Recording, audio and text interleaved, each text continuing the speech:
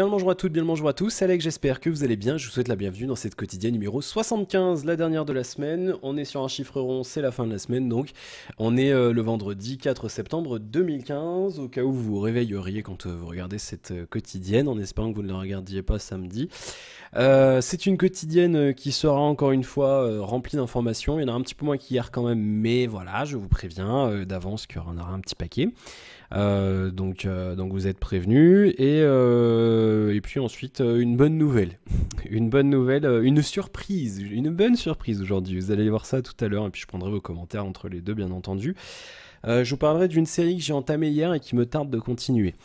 Bien, jeux vidéo, et ben encore une fois, c'est un fil rouge cette semaine. Jeux vidéo, il y a rien. Très franchement, cette semaine, il y a rien qui m'a marqué. Je sais qu'il y a l'IFA et que du coup, voilà. Mais pas de choses marquantes. Y a rien quoi. Si on a eu une vidéo. D'ailleurs, c'était hier après la quotidienne que je l'ai vue. Une vidéo sur Need for Speed où il présente les 5 types de jeux en gros qu'on aura dans le. Enfin, les 5 types de gameplay, les 5 réputations qu'on aura dans le jeu. Alors, il y a il y a la vitesse, il y a le style de conduite, donc avec le drift, etc. Il y a les customisations, il y a les courses en équipe, en crew, ils appellent ça, comme dans The Crew. Et il y a aussi la résistance face à la police. Donc, je sais pas pourquoi j'ai pris cet accent, la police. Du coup, il y aura 5 jauges de réputation et ça aura autant d'impact que l'argent dans le jeu. Et on a eu des petits morceaux de gameplay avec ça. Et c'est un jeu que j'attends beaucoup. Il sort le 5 novembre pour information. Et du coup, la vidéo, je vous l'invite à la regarder. Vous allez sur le compte Need for Speed ou sur le compte EA sur Twitter. Vous tapez Need for Speed. Vous allez même sur jeuxvideo.com, ils en ont fait une news aujourd'hui, je l'ai vu tout à l'heure. Donc une petite vidéo qui dure 2-3 minutes. Mais qui donne bien envie, et surtout on a une bonne nouvelle, c'est qu'il ne fera pas nuit tout le temps. Bon, on n'a pas de gameplay pendant le jour, je trouve ça un petit peu dommage. Mais on aura du gameplay le matin, enfin à l'aube et au crépuscule, donc c'est déjà pas mal. Donc voilà, je l'attends, je pense qu'il y aura des vidéos sur ce jeu. Moi j'aime beaucoup Need for Speed, c'est une licence que j'aime beaucoup. Et depuis Need for Speed 4, conduite en état de liberté, qu'un cousin m'a fait découvrir quand il l'avait eu, et c'est un jeu que j'aime énormément, que j'aime toujours énormément.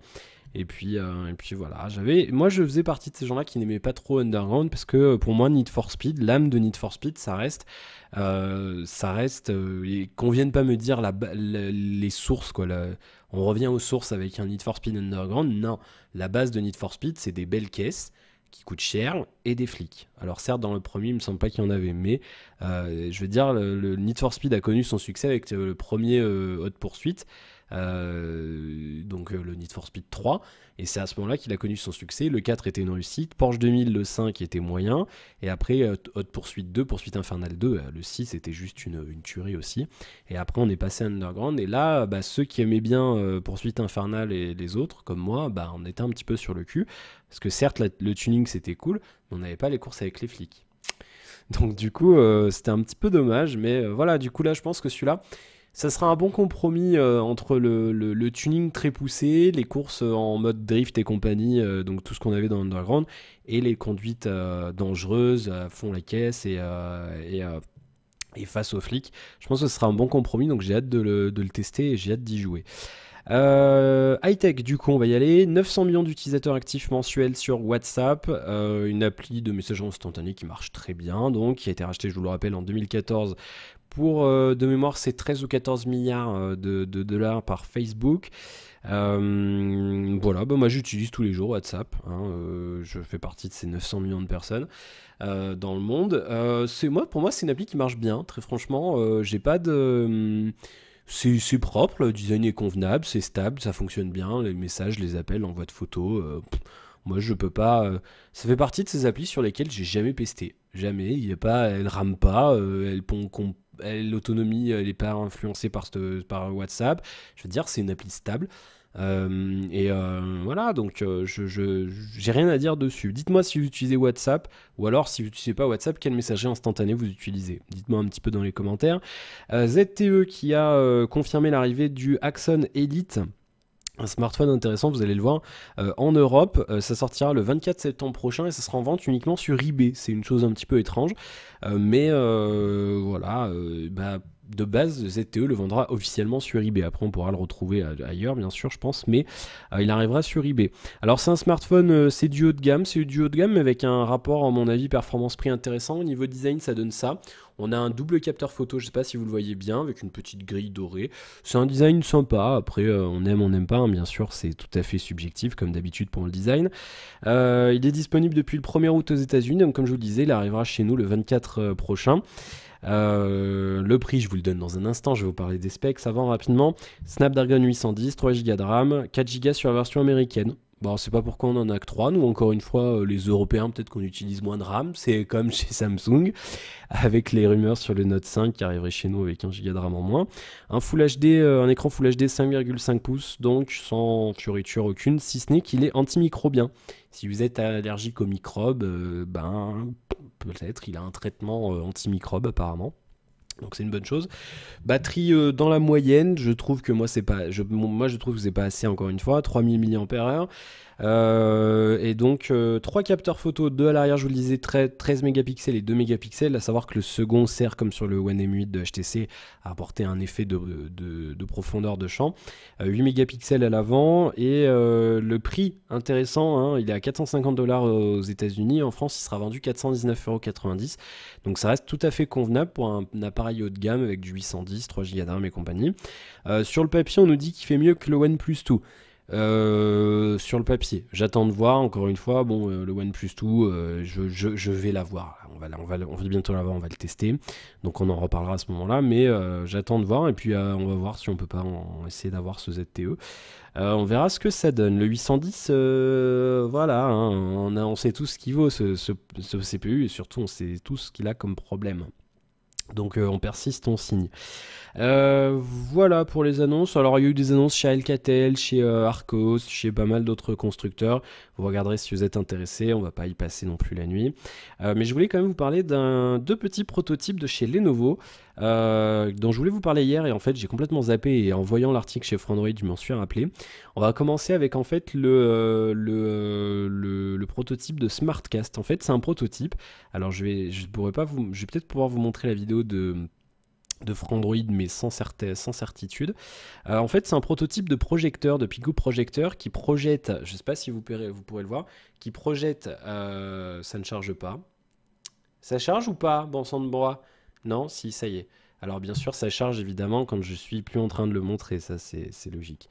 Alors donc c'est un pico-projecteur qui projette une interface sur une table, et en fait ça rend l'interface tactile, c'est-à-dire qu'avec un capteur infrarouge et l'appareil photo du téléphone, ça permet de projeter quelque chose sur la surface de votre bureau, et après de traquer vos mouvements du doigt.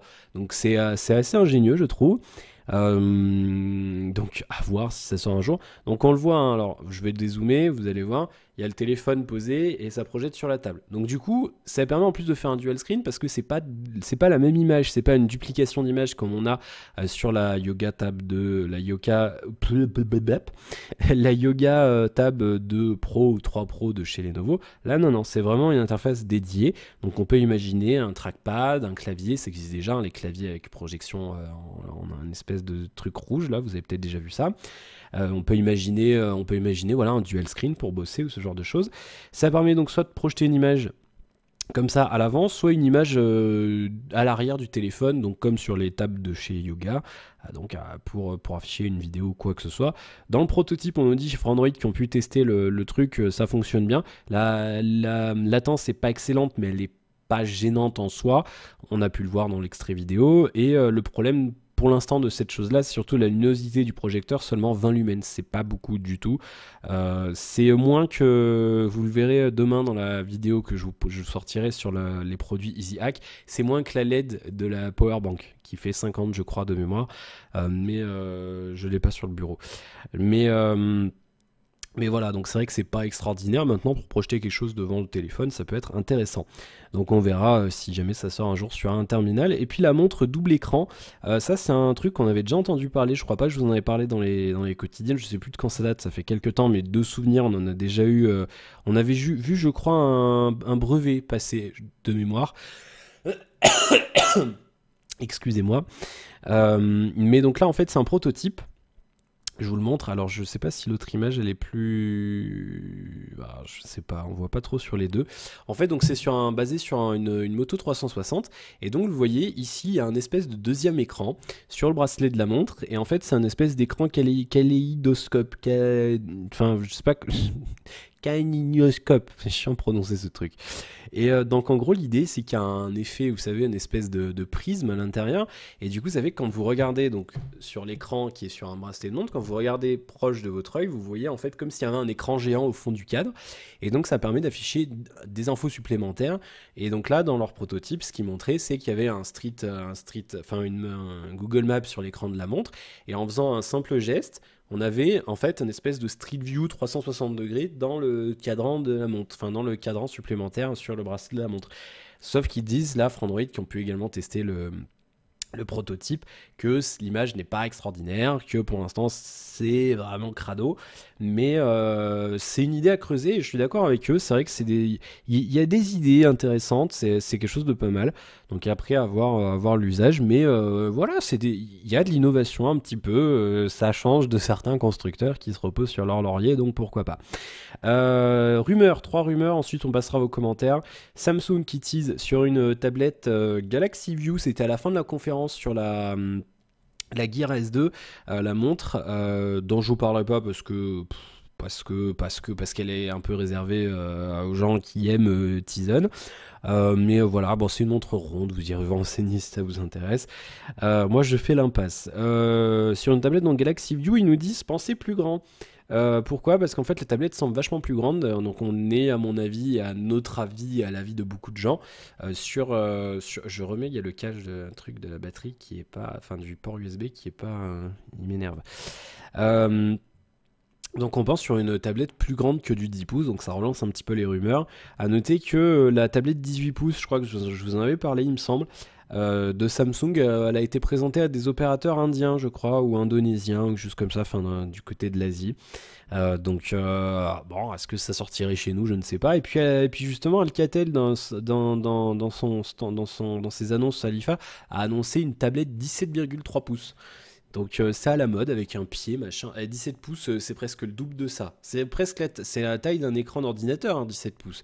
Donc vous imaginez une grosse tablette, c'est pour la maison, quoi. C'est pas une tablette transportable.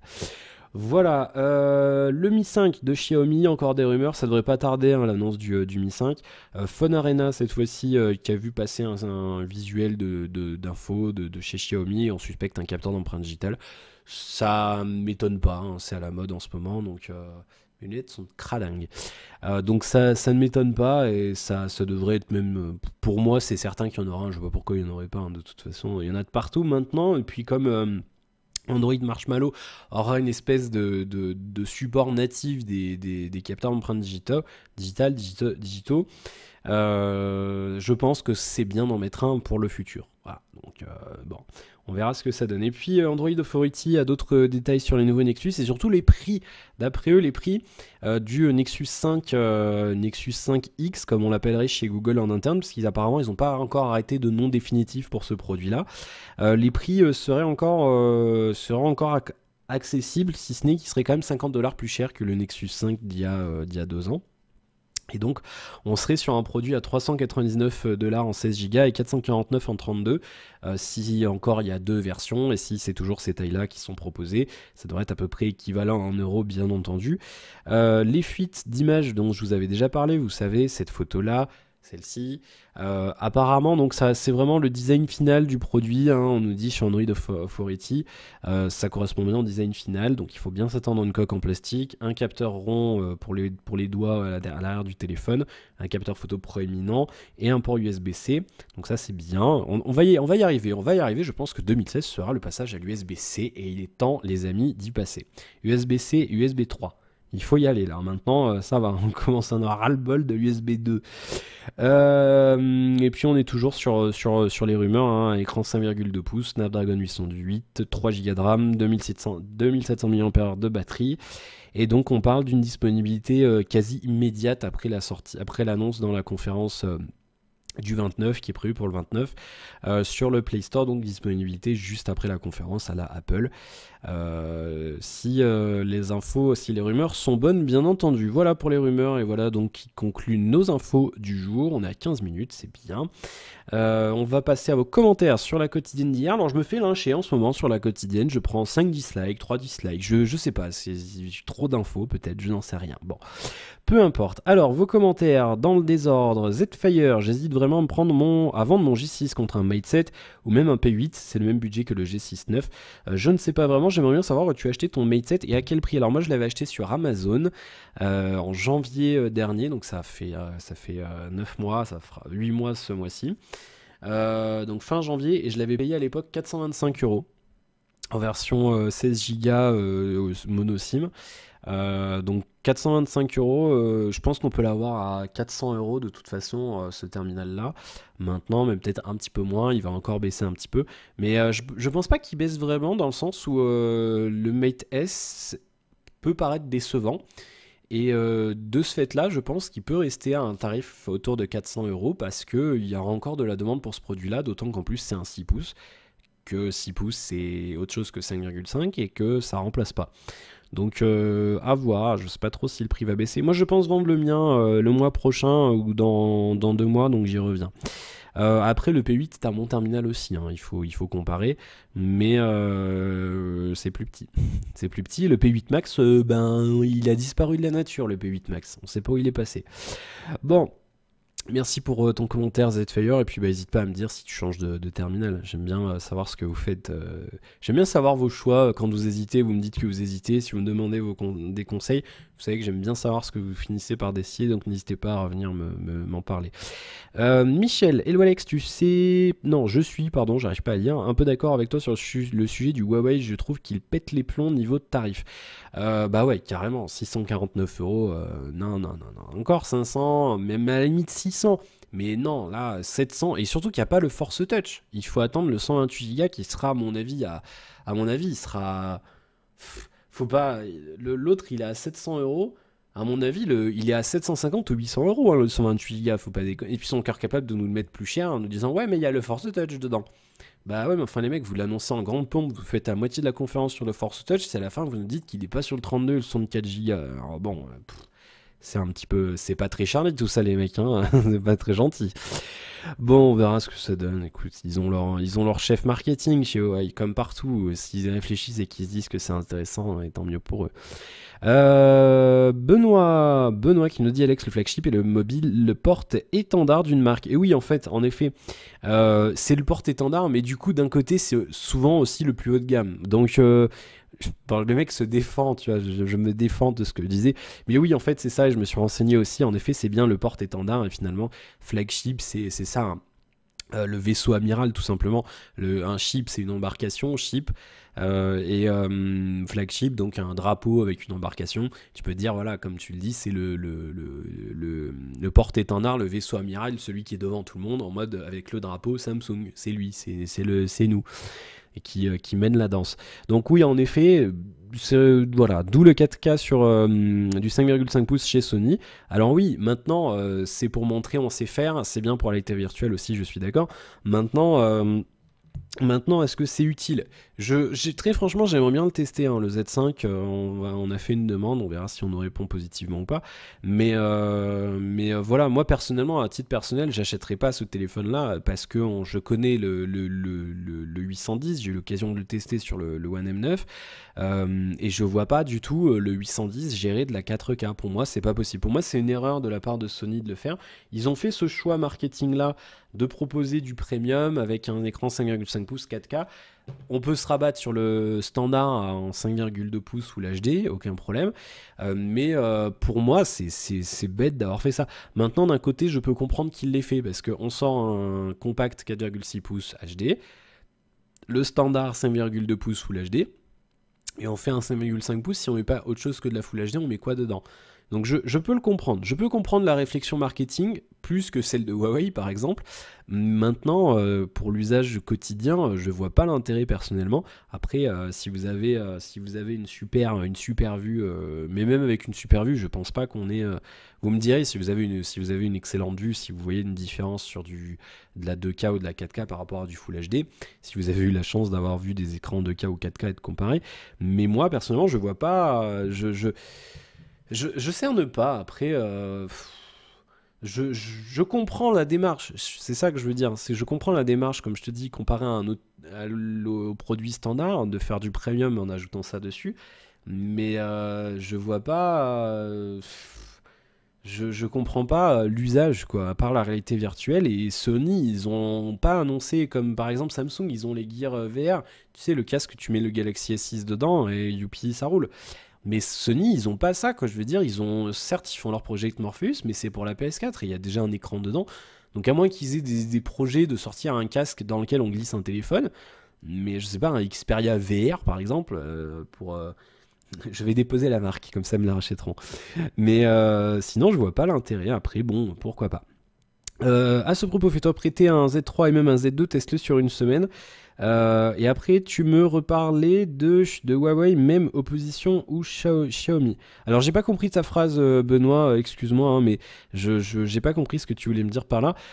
Mais après, oui, non, je connais déjà Sony. Déjà, bon, j'ai une tablette Sony, j'ai une Xperia Z2. Et mon père avait un Xperia Z premier du nom, et c'est vrai que voilà, j'ai jamais eu de problème. Comme je vous le disais, je l'avais dit dans une quotidienne il n'y a pas si longtemps que ça, ce produit-là, cette tablette, c'est un des rares produits high-tech. Ça fait un an que je l'ai, là, je l'ai commandé il y a à peu près un an. Et ça fera un an la semaine prochaine, je crois d'ailleurs. Et c'est un des produits sur lesquels je n'ai jamais pesté une seule fois. J'ai jamais eu envie de la casser en deux, je me suis jamais énervé dessus, jamais rien, aucun problème, zéro. Que dalle, 100% bonheur. Et pourtant, c'est la même config que sur le LG G3. Comme quoi, hein. Quand je vous le dis que le G3 c'était pas possible quoi ce qu'ils ont fait maintenant. Mais quoique non, il y a 3 Go de RAM sur cette tablette là, il y en a que 2 sur la version standard du G3. Mais ouais non, après je vais pas me faire prêter un Z2 ou un Z3, si on peut se faire prêter un truc Sony, ça sera ou la tablette Z4 ou le Z5 hein, bien sûr. Mais non, j'ai rien contre Sony, hein, c'est une marque que j'aime beaucoup, qui fait des produits de qualité, mais voilà, je suis le cul entre deux chaises sur cette 4K sur le Z5. Je like ta vidéo comme toutes les autres d'ailleurs. Bah merci. Et le OnePlus 2 flagship killer alors que tu as du Z3 sur AliExpress à 380 € Series B. Alors oui, on a du Z3 à 380 €, c'est sur AliExpress. Maintenant, moi je fais partie de ces gens pour les produits qu'on trouve en Europe. Je préfère pas prendre le risque de les acheter en Asie parce que tu te fais gauler par la douane, ils te le donnent même pas parce que t'es pas censé l'acheter en Asie ton portable, tu vois. Donc c'est prendre un gros risque. C'est pareil quand il y avait le Zenfone 2 qui sortait, on disait ouais on peut l'acheter en Asie, il est 60 € de moins, machin. Mais il faut prendre le risque. Il faut prendre le risque et ben si tu te fais niquer 280 balles, t'es content. Enfin, bon, voilà. Donc, j'aime pas trop comparer les prix des choses, tu vois, entre plusieurs marchés. Un produit chinois qu'on trouve pas en Europe, ok, aucun problème. Mais un produit, voilà, c'est difficilement comparable, quoi. C'est comme comparer sur un marché européen, c'est-à-dire tu peux le trouver moins cher en Europe, ok, parce que tu peux l'apporter en Europe. Je veux dire. T'achètes ton produit en Allemagne, il n'y a aucune restriction, tu peux. Et tu vois, c'est l'espace économique européen, tu peux trimballer tes affaires d'un pays à l'autre. Mais je prendrais pas le risque, tu vois, d'acheter des produits européens, enfin qu'on trouve en Europe, sur des sites chinois. Maintenant, oui, c'est vrai que le OnePlus 2, là, nous, on en a eu, Hugi a dépensé 419 € pour le OnePlus 2. C'est vrai que du coup il faut qu'il soit bon ce OnePlus 2, il faut qu'il ait des avantages logiciels, il faut qu'il soit confortable parce que sinon je vais pas y mettre une bonne note parce qu'on a moins cher, on a équivalent ou même mieux pour le même prix ou peut-être un peu moins cher. Et du coup je me demande s'ils ont pas, pour moi ils ont peut-être un peu chié avec le OnePlus, tu vois, je pense que ils auraient peut-être dû le sortir un peu plus tôt ou alors attendre un petit peu et mettre autre chose dedans. c'est un petit peu, voilà, c'est un petit peu le bazar cette année, je trouve, sur les portables, tu vois, c'est pas fameux comme année. Bien, merci pour ton commentaire, Benoît. Alors, Jérémy, bonjour Jérémy, salut Alex, toi qui es le médecin, est-il vraiment bien sur la durée? N'a-t-il pas de lag à force et est-il sous lollipop? Merci et continue, c'est quotidienne, je trouve ça cool, à plus. Bah déjà, merci pour ton compliment. Alors, moi, comme je le disais, je l'ai depuis... Il y a une petite engouement Huawei quand même là, hein, c'est cool. Je l'ai depuis 8 mois. Et alors il y a le chronomètre qui tourne dessus, donc ça va être compliqué. Mais non, il lag pas. Il a depuis quelques jours, mais c'est parce que j'ai tendance à ouvrir à faire beaucoup de trucs gourmands. Donc c'est vrai que j'ai quand même quelques redraws de l'écran d'accueil, ce que je disais sur le G3, c'est-à-dire vous êtes sur une appli, vous appuyez sur Home et vous n'avez pas instantanément ça, c'est-à-dire que vous avez un petit... Au début, vous avez ces icônes en bas, ensuite vous avez celle-là, ensuite vous avez les widgets, etc. Ça me le fait de temps en temps, ça le fait une fois de temps en temps sur tous les téléphones, donc ça on peut pas, voilà, il faudrait qu'il y ait 4 Go de RAM en plus pour pas qu'il y ait ce problème-là. Maintenant, pareil, je me suis très rarement énervé dessus. Là, bon, je vais bientôt changer, hein, je vous en parle dans un instant, mais non, c'est un produit que je pourrais encore garder. Et d'ailleurs, je pourrais encore le garder, c'est pas sûr que je change de terminal. C'est un produit qui me convient encore, qui s'encrasse. Bon, c'est Android, hein, bien sûr, mais je veux dire, la surcouche Huawei, elle a pas tendance à devenir instable. Il n'y a pas de trucs chiants, machin. Et voilà, on n'a pas encore le Lollipop. Ça, non, on nous a dit mai, ensuite c'était fin juin, ensuite c'était fin de l'été. On est début septembre, on n'a pas de nouvelles. Il y a encore des versions, des builds bêta qui sont distribuées à ceux qui sont inscrits à la bêta.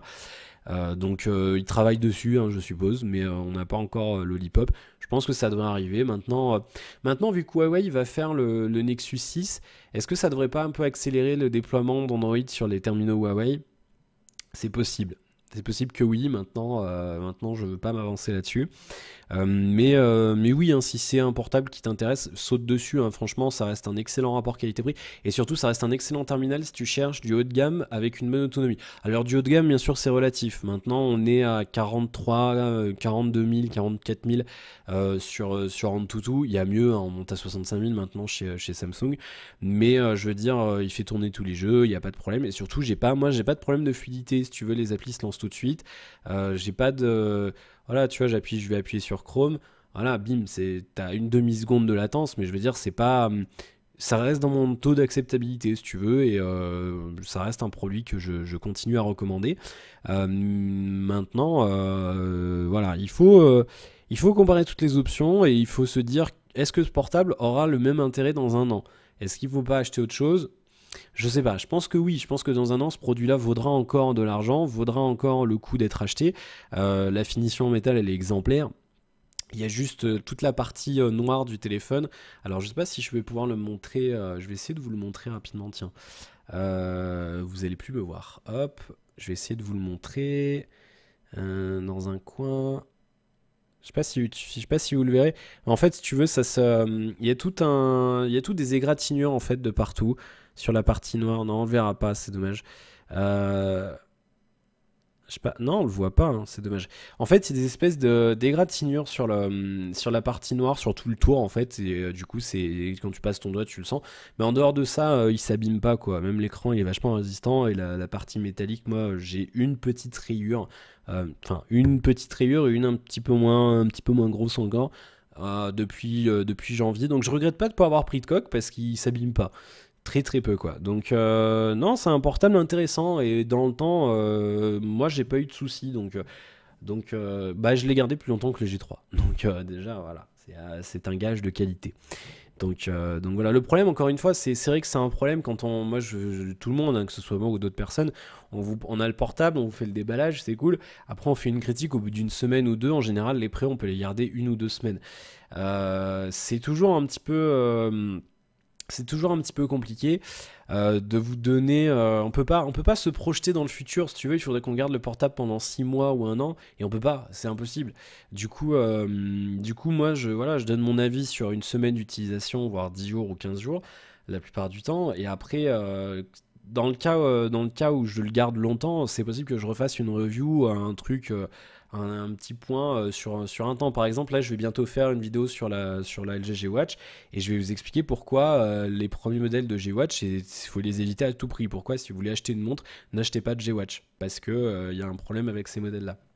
Mais voilà, au début j'étais super content. C'est pareil du G3, au début j'en étais content. Et puis après, ben non, après c'était fini. Donc on s'est séparés sur de mauvais termes.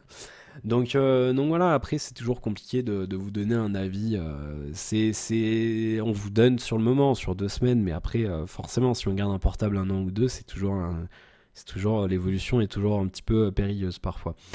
Toujours un peu parfois, ça ne veut rien dire. Bien. Et puis commentaire d'Elfeo. Hola, ¿cómo estás? Muy bien. Deuxième commentaire boycott. Je me désabonne. Plus sérieusement, je trouve que l'IFA, comme le. Ah oui, bah tiens, en fait, Elfeo, ton commentaire est arrivé trop tard. Je l'ai tourné super tôt la commentaire d'hier, la quotidienne d'hier, donc j'ai pas pu prendre ton commentaire. Il est arrivé trop tard. Plus sérieusement, je trouve que l'IFA comme le Mobile World Congress, c'est pour le moment une grande déception, aucune innovation bouleversante. Ça commence à durer depuis l'iPhone 4S, le Galaxy S3, où sont les nouveautés qui changent l'utilisation du produit au quotidien. L'autonomie en est le meilleur exemple. Enfin bon, bonne quotidienne, pardon, avec la motivation retrouvée, c'est mieux comparé à la 73. Hasta pronto. Ouais, la 73, j'étais mou du slip. J'étais barbouillé, j'étais pas bien. Là, ça va mieux. J'ai le nez un peu pris, là. Il fait froid le matin. Là. C'est assez pénible. Mais ça va. Ça va bien. Toujours mes problèmes j'ai des points encore dans les yeux, là. C'est assez chiant. Je sais pas, j'hésite à aller faire un fond d'œil à l'hôpital avant mon rendez-vous là du 7 octobre parce que je m'inquiète un peu. Il faudrait pas que je fasse un décollement de rétine quoi. Sinon vous allez me voir avec un œil en mode borgne pendant 2 mois le temps que ça se répare quoi. Donc non, je vais voir si ça part en couille, j'irai à l'hôpital quoi. Mais ouais, on verra. Bah du coup ouais, c'est ce que je disais et c'est vrai que moi je suis un peu déception et là donc du coup là j'ai fait mes comptes ce matin. Ouais, c'est le moment un peu chiant, hein, faire les comptes, c'est le truc. Mais j'aime bien quand même faire mes comptes. Et, euh, et finalement, c'est ce que je regardais donc pour changer de terminal. Je vous avais dit que je voulais changer de téléphone à la fin de l'année. Et je vais aussi changer de montre. Pourquoi? Parce que celle-ci ne charge plus, ou très très peu. Je suis obligé de bricoler à chaque fois avec le chargeur. J'ai envie de la casser en deux, quoi, cette montre. Donc je vais changer, si je peux bien sûr, mais je vais changer. Et je suis vachement intéressé par la ZenWatch 2, elle est pas chère, hein, 169 € le grand format, avec un bracelet cuir qui a l'air d'être assez convenable, donc je risque de me laisser tenter par une ZenWatch 2. Sur laquelle bien sûr je vous donnerai mon avis, hein. Quand j'achète des produits pour moi, je vous donne mon avis aussi bien entendu. Mais ouais, je risque de me laisser tenter par cette montre là. Et du coup, côté terminal, bah, je sais pas encore parce que j'attendais l'IFA et bah rien quoi. Le Z5 Premium, la 4K, j'en veux pas. Le Z5 standard, 5,2 pouces, c'est trop petit pour moi maintenant. Le S6 Plus Edge, ben il est sur ma liste, je vous le cache pas, il est sur ma liste avec la coque clavier. Chez Huawei, on n'en parle même plus. Le P8 Max, il aurait pu m'intéresser, mais j'ai l'impression qu'il sortira jamais. Le Mate 7S, une batterie, j'en veux pas. Le G4, il est aussi sur ma liste, mais encore que ça me fait chier d'acheter un portable qui est sorti il y a déjà 3 mois. C'est con, hein, mais vous allez vous dire oui, machin. Mais vous savez, maintenant, comme je suis, hein, je suis un geek, un pur, un dur. Et j'adore. J'achète un produit, si vous voulez, ça me gaffe d'acheter un truc qui est sorti il y a déjà 3 mois parce que c'est déjà un peu dépassé, quoi. Du coup, je me tâte et j'ai pas envie forcément d'acheter. Je sais pas en fait. Vous savez, je suis vraiment un peu perdu. Donc je sais pas encore. G4, il est sur ma liste aussi. Après, en autre marque, ben, il y a un truc de simple, c'est le BlackBerry Venice, il sort, je l'achète. Voilà, et peu importe, de toute façon, il coûtera pas 800 €, je pense pas. Mais voilà, le Venice sort, je l'achète. C'est sûr et certain, il sort, je l'achète. Il n'y a pas à chier, je veux un clavier. S'il y a un clavier qui arrive chez nous, je l'achète. Et je vais me faire taper. Hein. Alors, je me prépare, je me cache. Il est probable, si l'iPhone est convaincant, si le nouvel iPhone est convaincant, il est probable qu'il se retrouve sur ma liste. Pourquoi? Parce qu'Android, vous le savez, je râle contre Android, je râle contre les Wake Lock et compagnie. Donc il est probable que j'essaye de faire un tour chez Apple. Voilà, je vous le dis, je le dis clairement. Et Windows Phone, il n'y a rien qui me botte non plus. Donc voilà, je trouve qu'on se traîne un peu la moule sur Windows. C'est dommage aussi, hein, c'est un OS intéressant, mais non, ça traîne. Donc je sais pas. Et l'option supplémentaire, c'est je garde mon Mate 7 jusqu'au Mobile World Congress et je changerai de portable en avril. Mais voilà, j'ai envie de changer. Ça fait 9 mois et j'ai envie de... Enfin, ça fera 9 mois le mois prochain. Et donc si je change, c'est pas avant le mois prochain. Et j'ai envie de changer. Depuis... Ça fait depuis mon dernier BlackBerry que j'ai pas gardé un portable un an. Les autres, c'était 11 mois le Nexus 4, 9 mois le G2, 6 mois le G3, et le Huawei, là, ça fait 8 mois, enfin, ça fait 7 mois. Donc on verra. Mais je sais, il y en a qui vont dire oui, non, machin, mais c'est ma passion. Moi, je mets pas d'argent, ça fait des mois que j'ai pas acheté de fringues, et je préfère mettre des sous là-dedans. C'est ma passion, voilà, c'est comme ça. Ça se voit, hein, sinon je ferai une chaîne mode. Salut, j'ai acheté des chemises. Vous voulez voir mes chemises, elles sont cool. Mais ouais, après, je suis conscient qu'il y en a qui trouvent ça stupide de changer de portable tous les 6 mois, 9 mois. Maintenant, qu'est-ce que c'est? Les tracteurs, c'est la campagne. Ils sont pas partis manifester à Paris, nous, les détracteurs. Ils sont dans leur job, ils ont bien raison. Enfin bon, c'est un autre débat. Mais voilà, après ouais, j'ai envie de changer, mais je sais pas, il y a rien qui m'intéresse. Je veux dire, j'ai pas de coup de cœur si ce n'est le BlackBerry. Et le problème, c'est qu'on sait pas encore si il sortira chez nous. Et ça, c'est un petit peu dommage. Donc on verra. Après, il y a les nouveaux Nexus qui pourraient être intéressants, celui de Huawei. Encore qu'ils sont capables de mettre une pauvre batterie, une Nyakwe dedans, là, de merde. Qu'est-ce que vous voulez que je vous dise? Je vais me retrouver à garder mon Huawei pendant 5 ans. Voilà, c'est tout. Donc, ouais, non, je sais pas. Je sais pas. La ZenWatch 2, c'est presque certain que je la prenne, parce que la 360, ben, alors certes, elle a un chargeur à induction, mais à 300 balles, c'est pas la peine. Et puis, les G-Watch, j'en veux plus. C'est fini. Et puis c'est à peu près tout, quoi. Encore une fois, la Huawei, n'en parlons pas, c'est au moins 350 balles. Et puis voilà, quoi. Alors ça se trouve, je vais me retrouver à acheter un iPhone et une Apple Watch. Qui l'eût cru? Mais je sais pas, on verra. Voilà. J'ai mon budget, on verra ce que je fais. Et puis ce sera le mois prochain, je vais résilier. Je pense que je vais partir chez Soch avec le forfait à 25. Donc je verrai ce que je fais. Je sais pas si on peut se parrainer dans la même famille.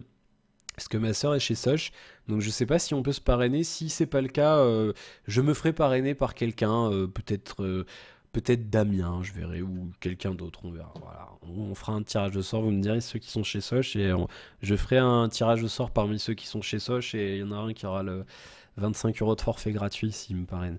Voilà. Enfin, son forfait gratuit de toute façon. Je sais pas si vous êtes sur celui à 25, si vous êtes chez Soch. Voilà. J'ai pas grand chose d'autre à vous dire. Le OnePlus 2 est pas encore parti et aujourd'hui j'ai eu une surprise. Ah ouais, oui, j'allais l'oublier. Ma petite surprise. J'ai une surprise parce que hier, vous le savez, j'ai renvoyé le Moto G, je vous l'ai dit. Et donc le gars du PS, il est là, il est passé en mode oui, j'espérais pas monter pour rien, heureusement que vous êtes là. Et aujourd'hui, ma mère était dehors en train d'étendre du linge, enfin peu importe. Et elle me fait Alex, il y a un fourgon qui s'arrête, t'attends un colis? Je fais bah non, je suis pas au courant, moi j'attends pas de colis. Et du coup, elle commence à récupérer. Et en fait, donc le même gars qui commence à dire ah, j'espère que je suis pas venu pour rien, j'ai l'impression que c'est une erreur, c'est le même paquet que j'ai ramassé hier. Mais il m'énerve hein, ce gars parce qu'il vient là, il râle, il dit j'ai pas envie de venir. J'ai envie de lui dire mais mec, tu te plains alors que t'as un boulot, il y en a qui en cherchent quoi. Donc tu te tais, tu fais ton travail. Si t'as pas envie de faire ça, de rouler dans ton fourgon, tu changes de boulot quoi. Enfin vous comprenez pourquoi ça m'énerve. Le mec il râle à chaque fois qu'il vient chez moi quoi. À un moment donné, merde, tout le monde n'habite pas en ville quoi, tu vois. C'est fuck off quoi. Si t'as pas envie de faire ça, tu livres pas des trucs chez UPS. Hein. Je suis désolé. Bref, du coup on l'ouvre. Et qu'est-ce qu'il y a dedans? Oh, magie, un Moto X-Play apparaît. Et du coup, voilà, j'étais pas au courant que j'allais le recevoir. En fait, Damien, il s'est dit, tiens, je vais faire une petite blagounette à Alex. Hein, bande de chenapans j'allais dire chenipans, avec Huggy et compagnie. Et donc, en effet, j'ai bien reçu le Moto X-Play. En plus, il est neuf. Je suis un des premiers à le... Ah, on le verra pas, mais il y a un scellé. Il y a un scellé et en fait, ils ont quelques exemplaires presse et donc celui-là, je suis le premier à le tester. Il n'y a personne d'autre qui l'a eu dans les mains avant moi, donc il est tout neuf. Et donc je l'ai reçu aujourd'hui et j'ai vérifié, il est même pas encore disponible partout, et le DLC n'en a pas encore, Amazon n'en a pas encore, Material.net ils en ont, et on peut pas encore le faire sur le Motomaker. Et j'ai regardé, je suis un des premiers Français à l'avoir sur YouTube. Bon, je suis content. En plus, j'ai reçu elles sont super sympas les nanas du service de la boîte de presse qui gère. J'ai reçu une carte postale Moto X Collector, toute rose avec une nana, on dirait Avril Lavigne. C'est une barbe à papa la meuf avec le Moto X avec un petit mot de Pauline, donc merci. Et il y avait un communiqué de presse. Voilà. Vous êtes un petit peu les privilégiés. Je vous montre ce qu'on reçoit dans les colis, chose que vous ne voyez jamais chez mes confrères. Donc j'ai reçu ça. Et il y a le communiqué de presse avec. Vous le voyez pas parce que c'est lumineux. Un petit communiqué de presse. Donc j'avais déjà une même. Avec les détails. Et il y a une fiche avec les specs techniques du téléphone. Voilà, ils font ça bien hein, chez Motorola. Hein. Ils m'envoient à chaque fois les communiqués de presse et tout. C'est nickel. Et donc on a les specs 2000 non une batterie, alors là on a une bonne batterie 3000 alors c'est imprimé c'est une image donc c'est pas très lisible, 3130 mAh de batterie, et on a un Snapdragon 615, 2 Go de RAM, un écran 5,5 pouces Full HD, le NFC, tout ce qu'il faut, la charge rapide. Donc je vais tester ça. Et je vous dirai ce que j'en pense. Donc le déballage arrive lundi. Voilà, j'avais pas prévu encore mes vidéos de la semaine, donc surprise, voilà. Je suis content. Je suis content. Mais ouais, c'est cool. Donc du coup, voilà, déballage lundi, la critique la semaine pas cette semaine qui arrive, la semaine d'après, donc la semaine du 14.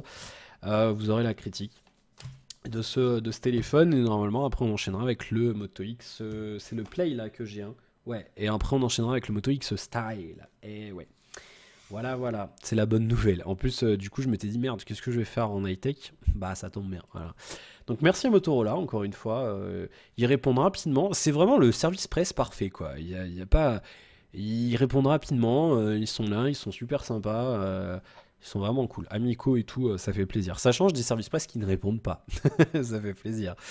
Donc voilà, merci à eux. Vous pouvez les remercier aussi, parce que c'est grâce à eux qu'il y aura la critique.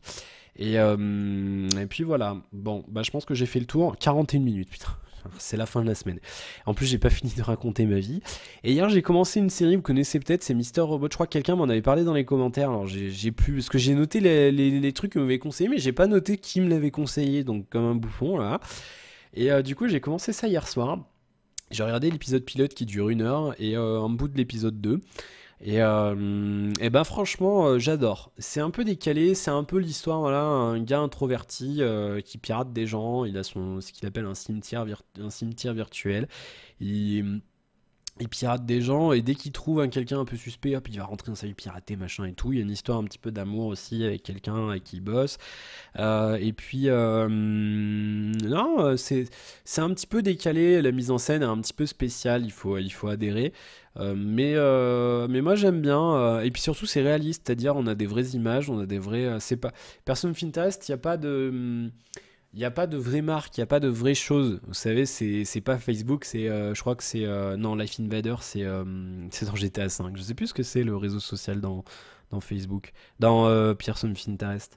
Je sais plus. Face Match, je crois, un truc comme ça. Et bah là, non, on parle, dès le premier épisode, on nous parle de vrais trucs, on nous parle de vrais trucs, on nous parle du réseau Tor, vous savez, le réseau avec le protocole Onion. On nous parle voilà de Linux. Il y a un gars qui fait ah bah non moi je suis sous GNOME, ah bah non moi je suis sous KDE, voilà. Des choses comme ça. Si vous connaissez pas, c'est des environnements graphiques pour Linux. Et puis voilà, c'est assez c'est réaliste, quoi. Je veux dire, si vous êtes un peu geek, qui vous touchez un petit peu tout ça, c'est une série intéressante. Elle apporte un point de vue apparemment assez sympa sur les piratages, sur les hackers, et un petit peu distant de tout ce qu'on voit d'habitude dans les films et les séries. Mais là, c'est un petit peu, ça a l'air d'être Person of Interest un peu en enlevant le côté action, le côté brut de Reese. C'est comme si on avait Harold et Finch. Enfin, Harold et Finch, c'est les mêmes. Harold et Reese dans la même personne, mais un peu plus. On enlève la partie extravertie de Finch, de Reese justement. Donc non, c'est pas mal. Je vais continuer, je vous dirai ce que ça donne. C'est une série d'été, hein, on n'a que 10 épisodes dans la première saison, et la saison 2 a été commandée, on l'aura bientôt. Donc je vous dirai ce que ça donne, est-ce que c'est sympa à voir ou pas. Je vous donnerai mon avis bientôt. Voilà, et puis j'ai pas fait grand chose d'autre hier. J'ai joué un petit peu à The Witcher et c'est à peu près tout ce que j'ai fait. Voilà, ce soir vous avez la critique, enfin en tout cas mon avis, je pense que je vais mettre mon avis, je vais pas mettre critique, sur la sabre laser ici. Alors je compare beaucoup, je parle un petit peu, hein, je vous le dis en début de vidéo, c'est en mode amical, hein, comme si vous étiez venu chez moi et que je vous en parlais. Il n'y a pas de grosse structure, c'est vraiment je vous donne mon avis. Donc voilà, ne tenez pas compte de ça, ne m'en tenez pas rigueur, c'est pas une critique, un test complet comme peuvent le faire Cogotland ou les numériques ou certains confrères comme ça. Pourquoi? Parce que c'est pas un truc que je fais tout le temps. Autant les téléphones, j'ai un protocole bien précis, vous voyez, mais là les souris, j'en ai une de temps en temps, donc j'ai pas de, je peux pas me permettre de faire un protocole pour ce genre de truc, en tout cas pour l'instant. Demain, vous avez la vidéo sur les produits Easy Hack qui fonctionnent bien. Vous le verrez. Et dimanche, le unboxing, bien sûr, épisode 3 de la série 6. Et donc lundi, le déballage du Moto X Play. Mais je vous en parlerai lundi dans la quotidienne de lundi. Voilà. Merci à vous pour votre fidélité. Je ferai le tirage au sort ce week-end ou je le ferai pendant la quotidienne de lundi. Tiens. Pour les clés bêta de Rainbow Six, parce que ça arrive bientôt, et pour le Hitman Absolution. Voilà, je vous souhaite un bon week-end, merci de votre fidélité, n'hésitez pas à laisser un commentaire si vous avez des choses à dire, à vous abonner si ça vous plaît, et à liker la vidéo bien entendu si ça vous a plu, et si ça vous plaît pas, n'hésitez pas à me dire pourquoi, pour que je puisse m'améliorer pour vous plaire justement. Bon week-end, à lundi, ciao.